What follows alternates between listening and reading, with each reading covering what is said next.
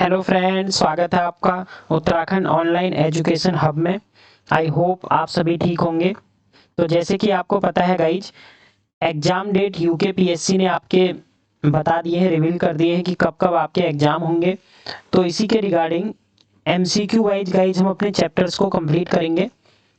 सबसे पहले जो सब्जेक्ट हम करेंगे वो है आपका पॉलिटी, क्योंकि पॉलिटी आपका एक इजी सब्जेक्ट है। अगर थोड़ा सा आप ध्यान से इसे पढ़ लेते हो गाइज, तो ये आपको क्या कर देता है, मार्क्स अच्छे आ सकते हैं आपके इसमें। मतलब तो पहले सबसे पहले मैं बता दूं क्वेश्चंस को करना कैसे है, किस तरीके से सीरीज आपकी आगे चलेगी।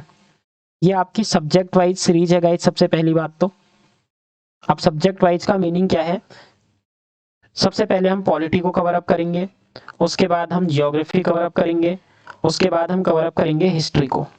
ये तीन तरीके से, इस तरीके से चलेगा। पॉलिटी में भी क्या है, हर सेक्शन के हम चैप्टर वाइज एमसीक्यू करेंगे। ये जो चलेगा आपका, ये चलेगा गाइज चैप्टर वाइज।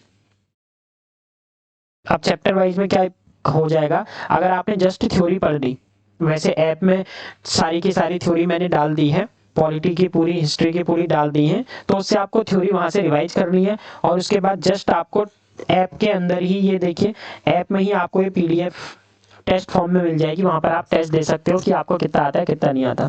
उसके बाद यहाँ पर हम क्या करेंगे गाइज, ये मैं आपको एक्स्ट्रा जो भी चीज़ें हैं क्वेश्चन से रिलेटेड, चार के चार ऑप्शन हो गए और क्या क्वेश्चन उससे बन सकते हैं, ये सब कुछ हम इधर यूट्यूब में देखेंगे। और इसकी भी आपको पीडीएफ मिलेगी वही ऐप पर। इसमें जो भी मैंने एक्स्ट्रा चीज़ें ऐड अप की होंगी या जो भी मैं आपको बताऊंगा, वो सारा का सारा आपको कहाँ मिलेगा, ऐप में पीडीएफ में मिल जाएगा। तो क्वेश्चंस को स्टार्ट करते हैं। पॉलिटी की बात करूँ गाइस, तो पॉलिटी को मैंने डिवाइड किया है 13 चैप्टर्स में। मतलब पॉलिटी के अंदर कम से कम आपको 13 वीडियो मिलने वाली है, जिसमें पूरी पॉलिटी आपकी क्या हो जाएगी, कवर अप हो जाएगी। पहला क्वेश्चन है, 1773 में पारित किए गए एक्ट को सामान्यतः किस नाम से जाना जाता था। तो ये पहला जो चैप्टर है आपका, ये है संवैधानिक विकास। चैप्टर का नाम क्या है गाइज, संवैधानिक विकास। मतलब किस तरीके से संविधान का विकास हुआ था भारत के अंदर, इसको हम इसके अंदर पढ़ेंगे।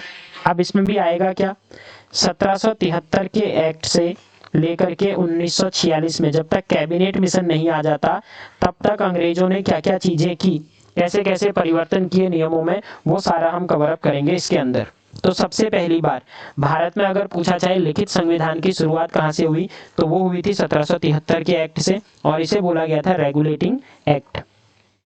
रेगुलेटिंग एक्ट की बातें क्या क्या थी, देखो सबसे पहले इसमें एक 4 सदस्यीय बीओडी की क्या कर दी गई थी, स्थापना की गई। मतलब एक बोर्ड ऑफ डायरेक्टर बना दिया गया, जिससे बोला गया आप कंपनी के व्यापार को भी देखेंगे और भारत के अंदर प्रशासन को भी देखेंगे। तो ऑप्शन नंबर फर्स्ट आपका क्या हो जाएगा, इसका करेक्ट आंसर आ जाएगा। स्थायी बंदोबस्त की बात करूं गाइज, तो स्थायी बंदोबस्त को इस्तमरारी बंदोबस्त भी कहा जाता है। अगर कभी क्वेश्चन पूछे निम्न में से किस बंदोबस्त को इस्तमरारी बंदोबस्त कहते हैं, तो ये कहा जाता है आपको कौन सा, स्थायी बंदोबस्त। पिट्स इंडिया एक्ट की बात करूं, तो पिट्स इंडिया एक्ट कब आया था, 1784 के अंदर आया था, जिसमें बीओडी के साथ साथ बीओसी की भी क्या कर दी गई थी, स्थापना। स्थायी बंदोबस्त 1793 में कॉर्नवालिस ने इसको क्या किया था, लागू किया था। बढ़ते हैं नेक्स्ट क्वेश्चन पे। अगला प्रश्न है आपका, ईस्ट इंडिया कंपनी ने किस वर्ष में कलकत्ता में सर्वोच्च न्यायालय की स्थापना की थी। अब कब हुई थी कलकत्ता में सर्वोच्च न्यायालय पूछ रहे हैं, तो ये एक्ट था गाइज कब, 1773 का एक्ट। लेकिन स्थापना कब हुई है, 1774 में। तो अगर आपसे एक्ट पूछा जाता सर्वोच्च न्यायालय की स्थापना के लिए, एक्ट बताओ कहता है, तो आप आंसर दोगे 1773 का। अब इस सर्वोच्च न्यायालय के बारे में जान लेते हैं। देखो इसमें क्या बोला गया, 1774 में जब उच्च न्यायालय बनाया गया, तो यहाँ पर जजों की संख्या पूछी जाएगी।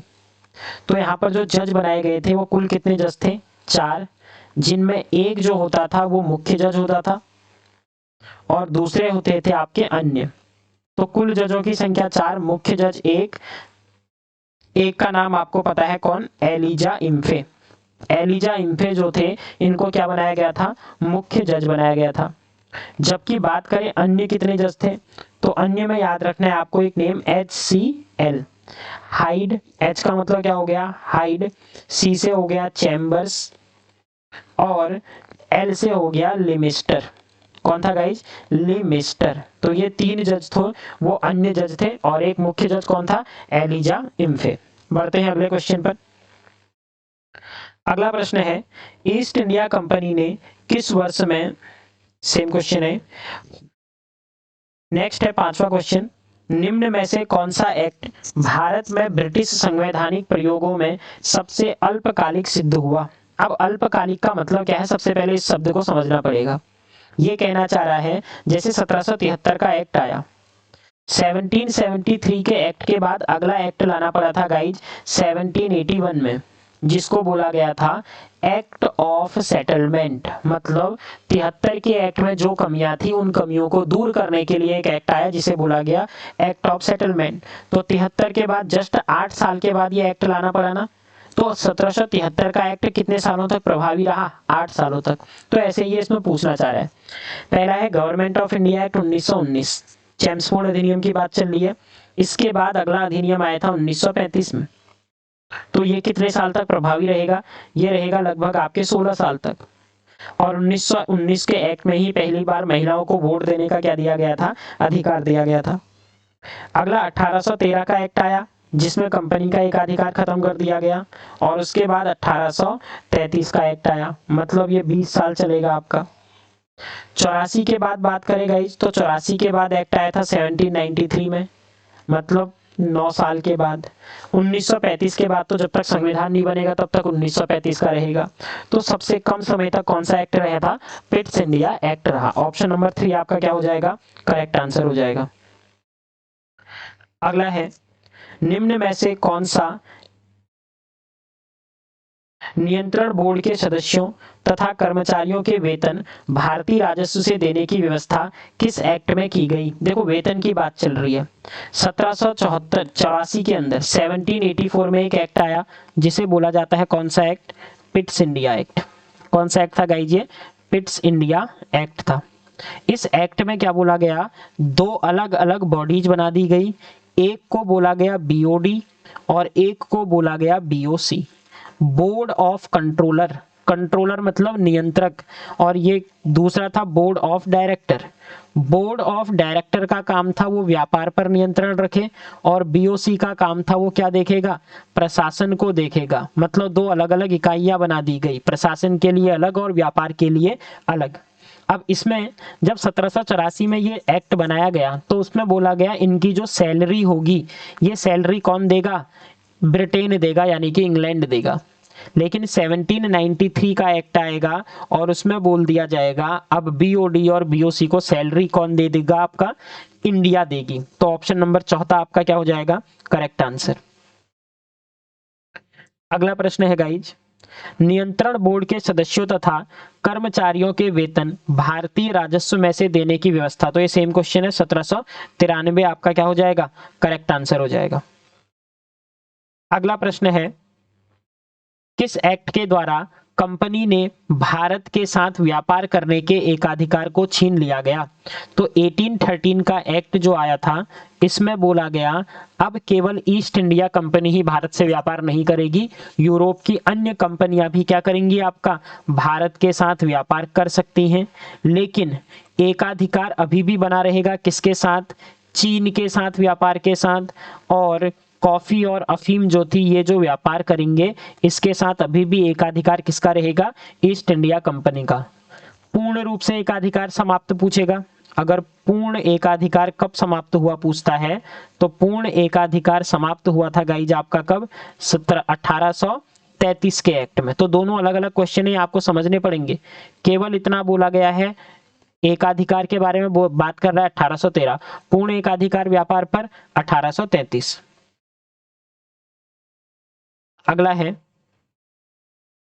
सेवाओं में महत्वपूर्ण पदों के लिए प्रतियोगी परीक्षाओं का आयोजन किस एक्ट के अंतर्गत किया गया? तो अभी तक क्या हो रहा था? 1853 की बात करें, 1853 से पहले क्या था आपका? देखो कोई भी परीक्षा नहीं होती थी, मतलब जिसको चाहे अंग्रेज या कंपनी के सदस्य भारत के अंदर भेज देते थे। 1853 में पहली बार बोला गया अगर भारत के अंदर उच्च पदों को भरना है तो उसके लिए आपको क्या देनी पड़ेगी?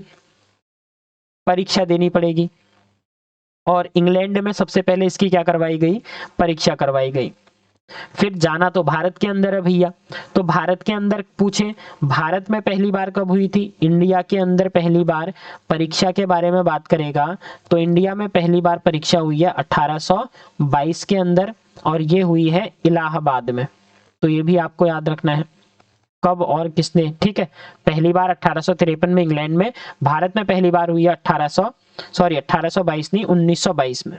कब हुएगी, 1922 के अंदर। तो यही है आपका ऑप्शन नंबर 4 आपका क्या है करेक्ट आंसर। नेक्स्ट है, भारत का शासन कंपनी से लेकर ब्रिटिश क्राउन के हाथों में कब सौंपा गया। तो भारत का जो शासन है कंपनी से लेकर ब्रिटिश क्राउन के पास कब जाएगा, जब 1857 की क्रांति हो जाएगी। तो 1857 की क्रांति के बाद एक एक्ट लाना पड़ा जिसको बोला गया 1858 का एक्ट। ऑप्शन नंबर कौन सा हो जाएगा गाइज आपका, ए आपका करेक्ट आंसर है। अब इस 1858 के एक्ट में चीजें क्या क्या बोली गई थी ये भी आपको समझनी है। जितना आ रहा है हम गाइज आप आराम से पीडीएफ में दिया है, रिवाइज करने के लिए इसमें चैप्टर पूरा कंप्लीट हो जाएगा आपका। पहली बात, भारत शासन अधिनियम के अंतर्गत बोला गया जितने भी आपके पद थे, अब पद किस किस के थे, अभी तक एक तो मुगल पद था, तो मुगल पद को क्या कर दिया गया, समाप्त कर दिया गया, मुगल पद क्या हो जाएगा, खत्म। इसी के साथ साथ बीओडी और बीओसी ये जो दो पद थे इन पदों को भी क्या कर दिया गया, खत्म कर दिया गया। मुगल पद की पेंशन भी खत्म कर दी गई, और जो बहादुर शाह थे उनको कहां भेज दिया जाता है, रंगून भेज दिया जाता है मुगल को। अब क्या है देखो, ईस्ट इंडिया कंपनी से व्यापार का भी प्रशासन का भी दोनों का छीन लिया गया है। व्यापार तो 1833 में ही छीन लिया था। तो अब भारत के अंदर शासन करने के लिए एक संसद में प्रतिनिधित्व व्यक्ति चाहिए था, मतलब जो भारत का प्रतिनिधित्व इंग्लैंड की संसद में करे। तो इसे बोला जाएगा भारत का राज्य सचिव। क्या बोला जाएगा, भारत का राज्य सचिव। क्वेश्चन पूछेगा भारत का राज्य सचिव किस एक्ट के तहत बनाया गया था, तो 1858 के एक्ट के तहत बनाया गया। फिर ये तो राज्य सचिव होगा, अब यहाँ पर कोई परिषद भी तो होनी चाहिए क्योंकि बीओडी बीओसी खत्म हो गई है। तो एक 15 सदस्यों की भारत परिषद का क्या कर दिया जाता है, गठन कर दिया जाता है। तो ये तीन चीजें आपको याद रखनी है, क्या क्या चीजें हुई थी 1858 के एक्ट के तहत। भारत शासन अधिनियम 1919 को याद रखना गाइज, ये पहली बार था जब महिलाओं को वोट डालने की आजादी मिली थी। महिलाओं को मत देने के लिए, मत देना कौन से अधिनियम किस एक्ट में बोला गया था पूछेगा तो 1919 के एक्ट में। अगला प्रश्न है, निम्न में से किसको द्वारा भारत के लिए सेक्रेटरी ऑफ स्टेट का पद सृजित किया गया। सेक्रेटरी ऑफ स्टेट की बात चल रही है। देखो सेक्रेटरी ऑफ स्टेट का मतलब है क्या, भारत का राज्य सचिव। और भारत का राज्य सचिव किस तहत एक्ट के तहत, 1858।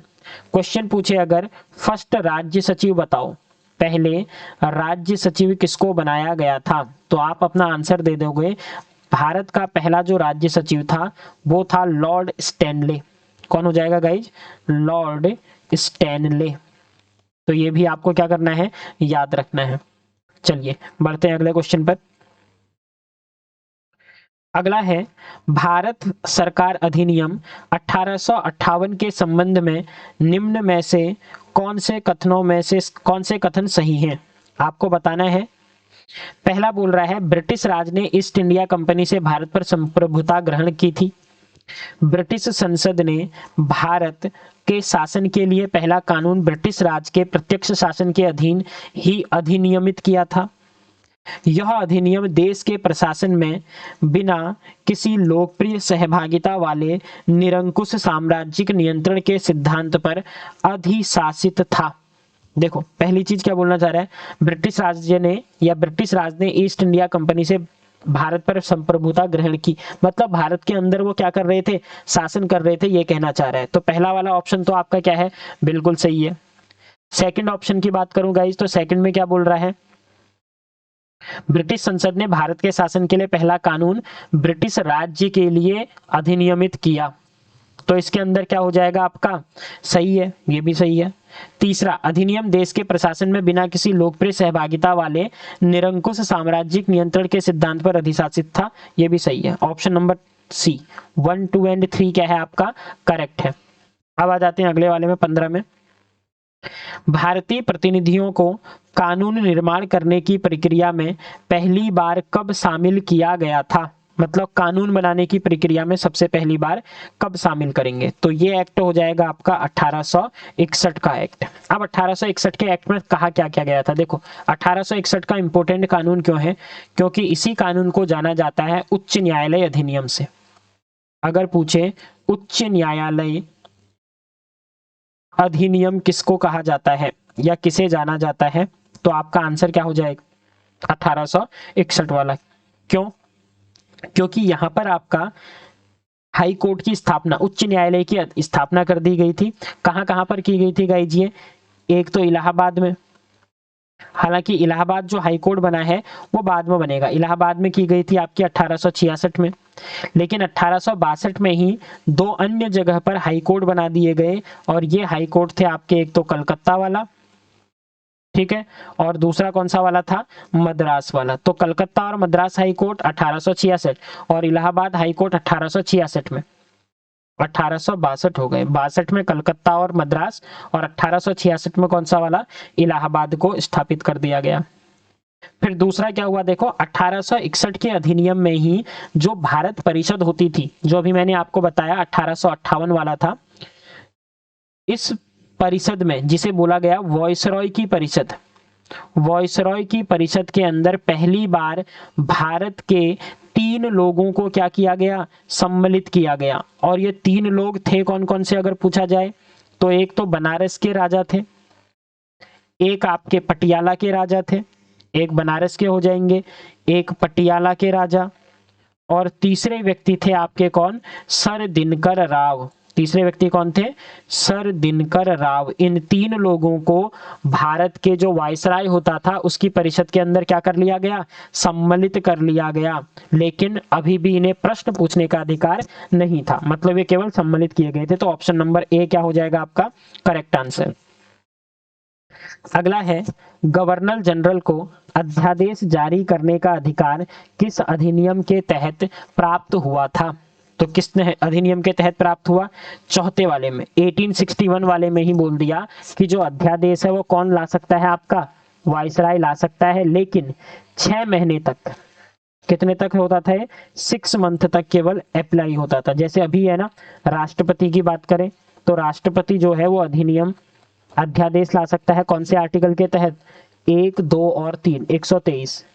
लेकिन ऐसे ही गवर्नर जो होता है, राज्यपाल भी क्या कर सकता है? आपका अध्यादेश जारी कर सकता है। आपको क्या करना है? इन दोनों को इंटरचेंज कर दो। तो 2, 1, 3। अगर पूछता है राज्यपाल का अध्यादेश बताओ, तो राज्यपाल का अध्यादेश कौन से के तहत हो जाएगा आपका? राज्यपाल का है 213 और राष्ट्रपति का है 123। ये 923 मत समझना, इसे 123 है। चलो अगले पर बढ़ते हैं। अगला क्वेश्चन है गाइज, निम्न में से किस अधिनियम द्वारा भारतीयों को विधान परिषद में बजट पर बहस करने की शक्ति प्राप्त हुई? देखो विधान परिषद में मैंने बोला 1861 के अधिनियम में क्या किया गया था आपका? उसमें केवल 3 सदस्यों को सम्मिलित कर दिया गया, मतलब अभी उनको वोट डालने का या बहस करने का कोई भी अधिकार नहीं दिया गया। बाद में 1892 के एक्ट के तहत बोला गया अब वॉइसरॉय की जो परिषद है वो परिषद भी प्रश्न पूछ सकती थी। तो और क्या क्या हुआ देखो, पहला तो हो जाएगा वॉइसराय की परिषद, वॉइसराय की परिषद को क्या कर दिया गया? प्रश्न पूछने का अधिकार दिया गया, प्रश्न पूछने का अधिकार दिया गया। फिर दूसरी बार ये ही 1892 पहली बार है जब भारत में इनडायरेक्ट इलेक्शन शुरू हुआ है। इनडायरेक्ट इलेक्शन का मतलब क्या होता है गाइज? आपका अप्रत्यक्ष चुनाव। अगर पूछे भारत में पहली बार अप्रत्यक्ष चुनाव प्रणाली कब से प्रारंभ हुई थी, तो अप्रत्यक्ष चुनाव प्रणाली कब से प्रारंभ हुई है? 1892 से आपकी स्टार्ट हुई है। तो ये 2 चीजें आपको याद रखनी है 1892 से। अगला है, आरंभिक राष्ट्रवादियों ने 1892 के काउंसिल एक्ट का विरोध क्यों किया था? जो स्टार्टिंग का एक्ट था इसका विरोध करने का रीजन पूछा जा रहा है आपसे। देखो शाही विधान परिषद के सदस्यों की संख्या बढ़ा दी गई थी, शाही विधान परिषद के सदस्यों की संख्या बढ़ा दी गई थी। प्रांतीय परिषदों के सदस्यों की संख्या बढ़ा दी। परिषदों को वार्षिक बजट पर चर्चा करने का अधिकार दे दिया गया। इस एक्ट ने सार्वजनिक कोषों पर भारतीयों को नियंत्रण नहीं दिया था। ये आपका सही है। इस एक्ट ने क्या कर दिया, भारतीयों को कोई नियंत्रण नहीं दिया था। जो सार्वजनिक कोष होते थे, जहां पर धन खर्च कर सकते थे, इसीलिए भारतीय लोगों ने इसका क्या किया था, विरोध किया था। Option number 4। अगला प्रश्न है गाइज, अगर वीडियो पसंद आ रही है तो वीडियो को लाइक कर दो गाइज, शेयर कर दो। ब्रिटिश भारत में सांप्रदायिक प्रतिनिधित्व की व्यवस्था निम्न में से किस अधिनियम द्वारा की गई थी? तो पहली बार सांप्रदायिक प्रतिनिधित्व जो लाया गया था गाइज, वो कौन से एक्ट के तहत लाया गया? मार्ले मिंटो सुधार, मतलब 1909। अब मार्ले मिंटो से क्वेश्चन पूछेगा आपका, तो मार्ले मिंटो का पूरा एक तरीके से क्या कर देते हैं, खात्मा कर देते हैं। देखो, सांप्रदायिक निर्वाचन का जनक किसको कहा जाता है पूछे, तो ये जो मिंटो भाई साहब है ना, इनको क्या बोला जाता है? सांप्रदायिक। सब कुछ मैं इसमें लिख दे रहा हूं ताकि आप बाद में जब पीडीएफ देखोगे तो उसमें इजीली आपको क्या हो सकता है, आप पढ़ सकते हो। सांप्रदायिक निर्वाचन का जनक किसको कहा जाता है? जो मैं एक्स्ट्रा क्वेश्चन बोल रहा हूं ना गाइज, वो बहुत इंपॉर्टेंट है। सांप्रदायिक निर्वाचन का जनक, तो ये किस व्यक्ति को कहा जाता है? मिंटो को कहा जाता है, क्योंकि इसी के टाइम पर आया था। गांधी जी ने किस कानून को, गांधी जी ने किस कानून को क्या बोला था? सर्वस्व नाश करने वाला बोला था। मतलब सभी का विनाश करने वाला कौन से कानून को बोला गया पूछे, एक्ट को बोला गया बोले तो किसको कहा गया है? गांधी जी के द्वारा 1909 वाले एक्ट को। क्यों? क्योंकि इसी के अंदर पृथक निर्वाचन प्रणाली को क्या कर दिया गया? लागू कर दिया गया। तो पृथक निर्वाचन प्रणाली किसके अंदर आई थी पूछेगा, तो किसके अंदर आ गई थी? 1909 के तहत आ गई थी। मॉन्टेग्यू चेम्सफोर्ड 1919 बताइए। चलो अगले प्रश्न पर बढ़ते हैं।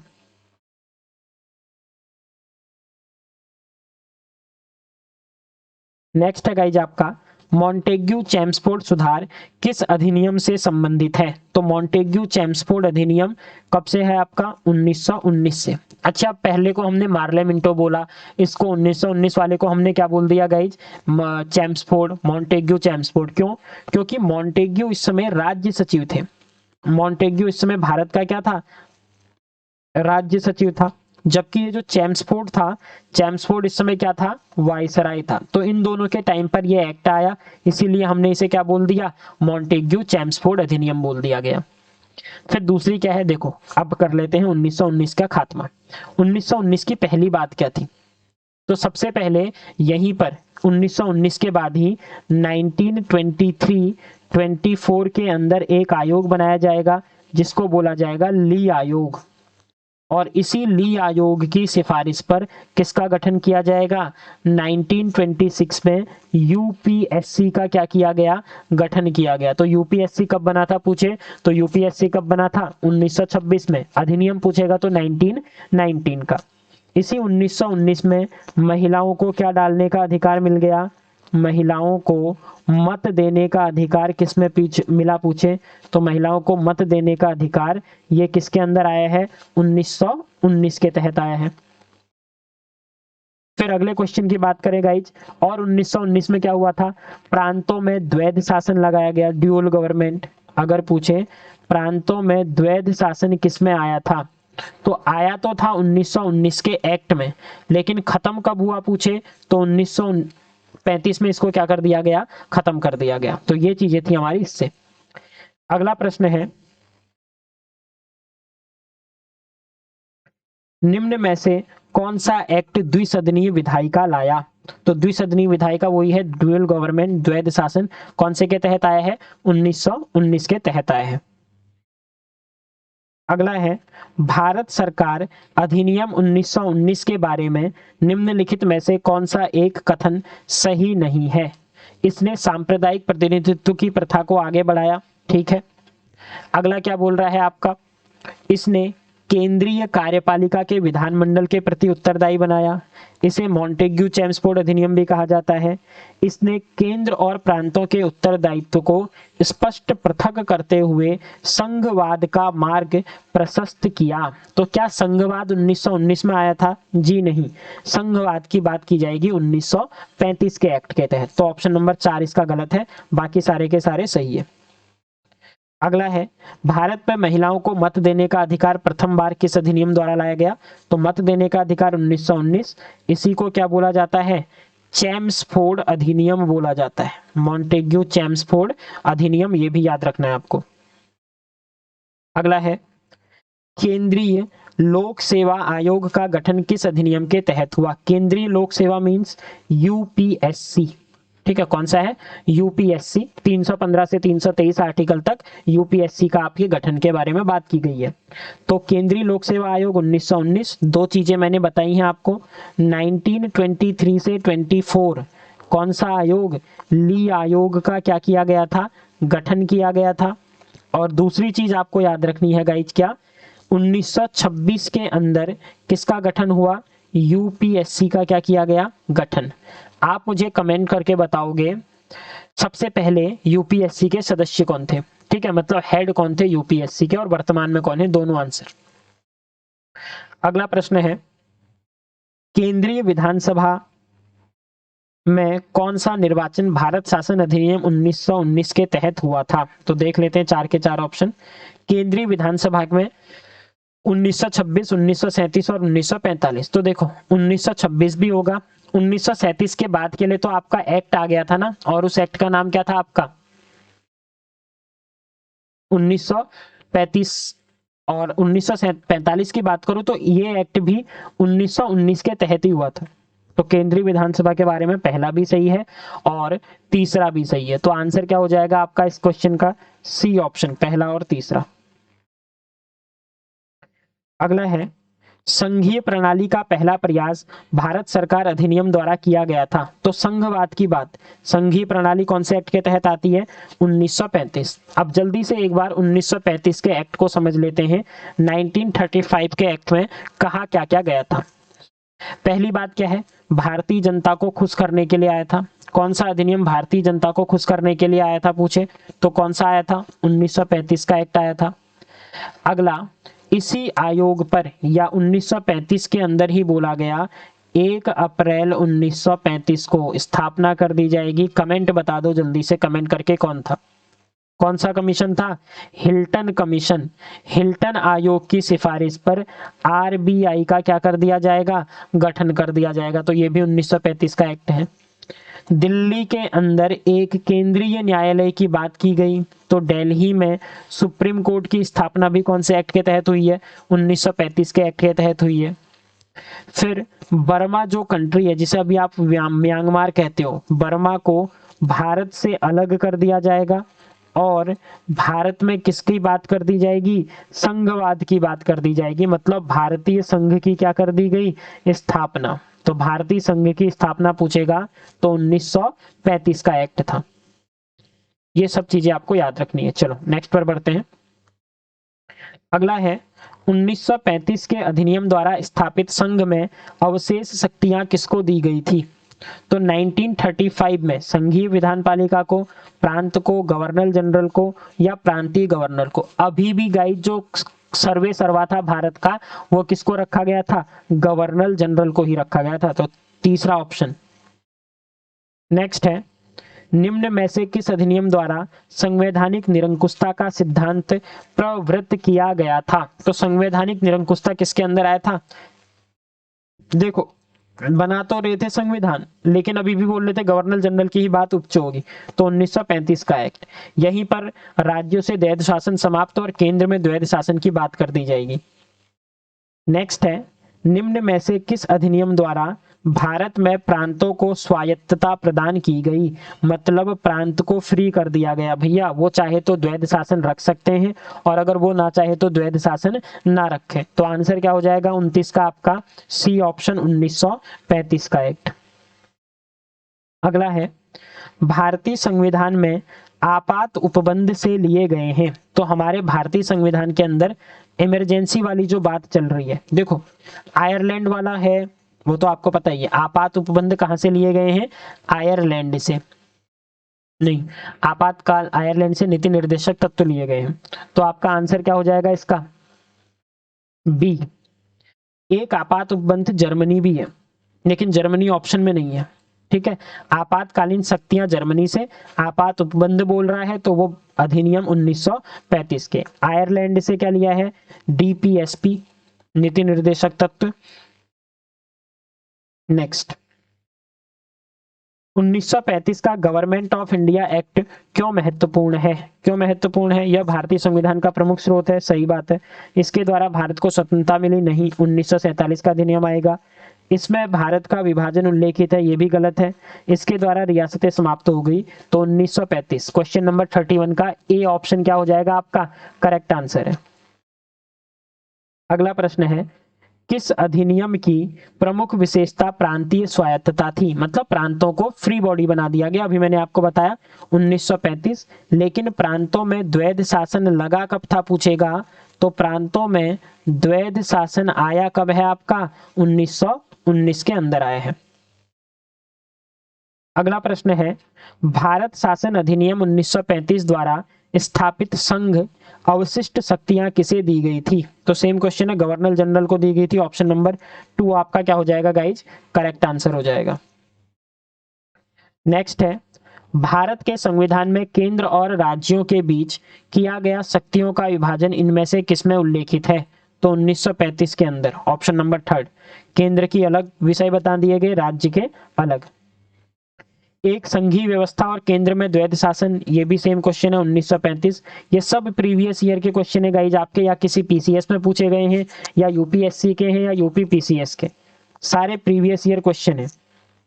नेक्स्ट है, किस अधिनियम के फलस्वरूप वर्मा भारत से अलग हुआ? अभी मैंने पूरा कहानी बता दी है। 1935 के एक्ट में क्या किया गया था, इसे अलग किया गया था। अच्छा, एक एक्ट और आया था, इंडिया इंडिपेंडेंस एक्ट 1947। 1947 के अधिनियम की बारे में बात करें तो यहां से स्टार्ट, दो चीजें याद रखना। देखो, 4 जुलाई 1947 को क्या कर दिया गया था, भारत स्वतंत्रता अधिनियम। कौन सा अधिनियम, भारत स्वतंत्रता अधिनियम। ये लाया गया था कहां पर, संसद में। और कौन सी संसद होगी, क्योंकि हम ब्रिटेन के हैं तो इंग्लैंड ब्रिटेन के क्या थे, औपनिवेशिक थे, मतलब वो हम पर शासन कर रहा था। लेकिन इसे पारित कब किया गया पूछे तो 18 जुलाई 1947 को क्या कर दिया गया, बिल को पास कर दिया गया। जैसे हमारे वहां पहले लोकसभा, फिर राज्यसभा, फिर राष्ट्रपति। तो पास कब हुआ पूछे, भारत स्वतंत्रता अधिनियम, तो ये पास हुआ था 18 जुलाई को, और लाया कब गया था, 4 जुलाई को। अगला कथन वाला क्वेश्चन है, भारत सरकार अधिनियम 1935 से केंद्र में द्वैध शासन आरंभ हुआ। 1935 से केंद्र में द्वैध शासन है, ठीक है। कथन 2 कह रहा है, प्रांतों को प्रांतीय स्वायत्तता प्रदान की गई। तो भैया दोनों कथन सही है। 37 का आपका पहला भी सही है, मतलब फर्स्ट कथन भी सही है और सेकंड कथन भी। तो आंसर क्या हो जाएगा आपका, दोनों सही है। लेकिन क्या इससे इसका कोई रिलेशन है? प्रांत अलग बॉडी है और केंद्र अलग बॉडी है, तो स्पष्टीकरण नहीं है। ऑप्शन नंबर 2 वाला आपका क्या है, करेक्ट आंसर है। नेक्स्ट, भारत में संघीय न्यायालय की रचना का समर्थन निम्न में से किस अधिनियम द्वारा किया गया? तो 1935 में आरबीआई भी आया, 1935 में दिल्ली में क्या आ जाएगा आपका, कौन से, संघीय न्यायालय। संघीय न्यायालय तो कौन सा एक्ट, 1935 एक्ट। 1909 भारत परिषद अधिनियम, अभी मैंने बताया था आपको, मार्ले मिंटो अधिनियम कहते हैं, जिसमें क्या हुआ था, सांप्रदायिकता, मतलब चुनाव में मुस्लिम कैंडिडेट है तो मुस्लिम इलाके से लड़ेगा और वही वोट देंगे। भारत सरकार अधिनियम, ठीक है। ली आयोग तो हमने देखा था 1923 में, ली आयोग ये काहे के लिए था, यूपीएससी के लिए था। चलो अगला प्रश्न करते हैं। अगला है, वर्ष 1947 में भारतीय स्वतंत्रता अधिनियम द्वारा लाया गया एक परिवर्तन निम्न में से कौन सा नहीं है? 1947 के भारतीय स्वतंत्रता अधिनियम में कौन सा परिवर्तन नहीं है? पहला, अंतरिम संविधान प्रदान करने के लिए भारत सरकार अधिनियम 1935 को क्या किया गया था, संशोधित किया गया था, सही बात है। दूसरा, भारत की अधीनता को समाप्त किया गया, अभी ना होगी अधीनता समाप्त, ठीक हो गया। नए संविधान के निर्माण तक एक सत्ता का स्रोत राजमुकुट था, ये सही है, तो अधीनता स्वीकार नहीं हुई ना अभी, तो ये सही है, ये गलत है। भारतीय अधिराज्य का संवैधानिक प्रमुख गवर्नर जनरल था, ये भी अभी सही है। मॉन्टेग्यू थे आपके कौन से, लॉर्ड माउंटबेटन। उसके बाद कौन आएंगे, सी राजगोपालाचारी। तो संविधान बनने तक अभी भी भारत की जो सत्ता थी वो अंग्रेजों के पास थी, तो दूसरा वाला गलत है आपका। अगला है, निम्न में से भारतीय स्वतंत्रता अधिनियम 1947 की अभिलाक्षणिक विशेषता क्या नहीं है? अभिलाक्षणिक विशेषता कौन सी नहीं है? भारत के आधिपत्य को सिंध, बलूचिस्तान, पश्चिमी पंजाब, पूर्वी बंगाल और NWAFP को छोड़कर शेष भारत के अंदर आ गए थे बोल रहा है। इस अधिनियम में ब्रिटिश संसद की विधायी इच्छा से एक संविधान निर्धारित करने के लिए तलाशा गया था। इस अधिनियम में ब्रिटिश संसद की विधायी इच्छा से, क्या विधायी इच्छा थी? नहीं, भारत के लोगों ने चुने था किसको? हमारी संविधान सभा को। इंग्लैंड से यहाँ से कोई लेना देना नहीं था, तो ये तो गलत हो ही गया। लेकिन आगे भी पढ़ लेते हैं। इस अधिनियम में 2 स्वतंत्र डोमिनियन की स्थापना करने की बात कही। बिल्कुल सही, भारत और पाकिस्तान अलग करने की बात कही गई थी। प्रत्येक डोमिनियन का संविधान सभा को किसी भी संविधान को बनाने और अंगीकार करने की असीमित शक्ति का होना दिया गया था। तो भैया बी वाला, मतलब दूसरा वाला ऑप्शन ही गलत है, बाकी सब सही है। तो ये हो गए गाइज हमारे पूरे के पूरे 40 क्वेश्चन। चैप्टर कौन सा था? ये पहला चैप्टर। अब हमारा जो नेक्स्ट चैप्टर होगा ना, वो मैं आपको बता दूं, नेक्स्ट चैप्टर इसका होगा सेकंड। जो भी वीडियो आएगी अब पॉलिटी की आपकी, वो होगी संविधान का निर्माण एवं प्रस्तावना। कैसे निर्माण हुआ? निर्माण के अंदर आपका समितियां आ जाती हैं मेनली, और दूसरा प्रस्तावना। इन दोनों के बारे में नेक्स्ट में आपके क्वेश्चन करेंगे हम, तो आप इसे आराम से थ्योरी को पढ़ सकते हो। उसके बाद वीडियो में आकर के क्वेश्चंस, और ऐप पे गाइज टेस्ट भी है, ठीक है। ये आपको टेस्ट फॉर्मेट में भी मिल जाएगा, आप आराम से वहां से टेस्ट दे दो। यहाँ वीडियो सोल्यूशन इनके चल ही रहे हैं, और ये जो आपको एक्स्ट्रा डेटा मिल रहा है, ये सारा का सारा अपलोड हो जाएगा आपका एज इट इज, जैसे ही वीडियो खत्म होती है आपकी। तो मिलते हैं न्यू वीडियो के साथ। अगर आप अपने डाउनलोड नहीं किए गाइज, तो फिर से बोल रहा हूँ, ओनली 199 रुपये हैं, जिसमें आपको हिस्ट्री, पॉलिटी, ज्योग्राफी, उत्तराखंड, उसके बाद हिंदी, कंप्यूटर, ये सारे नोट्स प्रोवाइड हो रहे हैं विद टेस्ट। साथ में टेस्ट भी हैं आपके, तो सब कुछ आपको एक मिल रहा है। मात्र पहले जो 100 स्टूडेंट्स हैं उनके लिए ये है, क्या है, 199। उसके बाद कोर्स के प्राइसेस जो हैं वो क्या हो जाएंगे, बढ़ जाएंगे। तो मिलते हैं न्यू वीडियो के साथ। कोई भी डाउट है आप कमेंट बॉक्स में बता सकते हो, ऐप के अंदर चैट सेक्शन के अंदर बता सकते हो। Thanks, bye, have a good day.